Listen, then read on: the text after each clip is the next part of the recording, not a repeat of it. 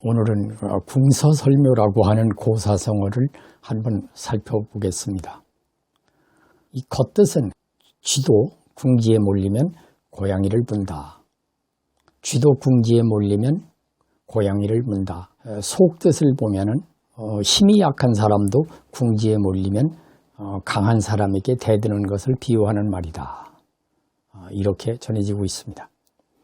그 유래를 살펴보면은 한나라 전한 그 8대 소제 때의 이야기라고 합니다. 그 당시에 염철론이라고 하는 것이 있었는데, 그게 뭐냐 하면은, 한무제 때부터 쭉 시행해 오던 그 소금과 철의 전매제도를, 존속시켜야 할지를 놓고서, 토론하는 내용을 기록한 것이다. 그것을 이제 염철론이라고 합니다. 그런데 두 파로 나누어져서 격렬한 논쟁을 합니다. 그 당시에 현량문학에서 과거에 급제한 후에 육아사상으로 덕치를 내세우는 그 학자들의 입장은 전매제도를 폐지하자고 그러고, 또 법가사상을 내세워서 전매제도를 존속시켜야 된다는 어사대부 상홍양이라는 사람과 관리들 간의 열띤 논쟁이 있었습니다.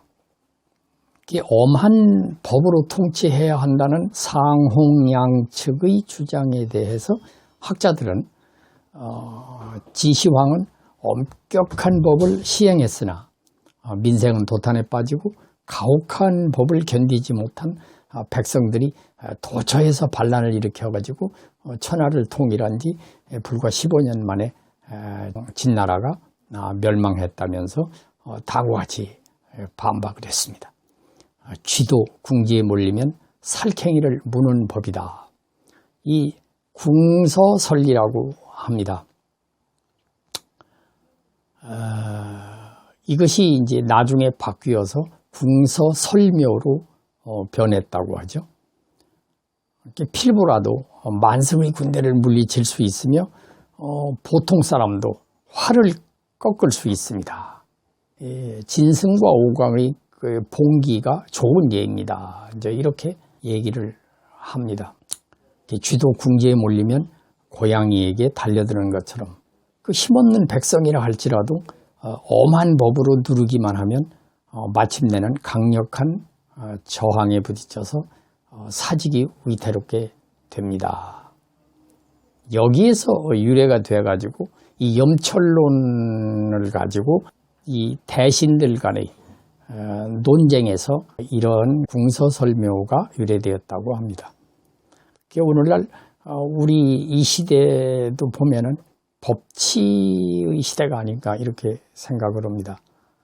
법치라고 하는 것이 굉장히 중요하고 좋지만은 법만 가지고 모든 걸 해결하겠다고 하는 것보다는 이 균형을 맞추면 좋지 않겠느냐. 예를 들어서 진나라 때도 보면은 법을 굉장히 옹하게 했지만 동시에 상도 상당히 중요시했다. 그러니까 상벌 규정이 균형추를 맞춰야 되지 않겠느냐. 법에 기울어지고 상을 소홀히 하게 되면은 사람들이 일을 안 한다는 거죠.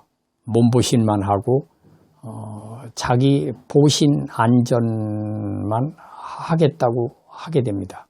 그러니까 결국은 사람들이 공무원들이 일을 열심히 하게 하려면 상벌 규정이 엄정하고 또 공평해야 된다 이렇게 생각이 되고요. 또 한 가지로는 문제가 생기면 국회에서 매번 법을 제정을 합니다.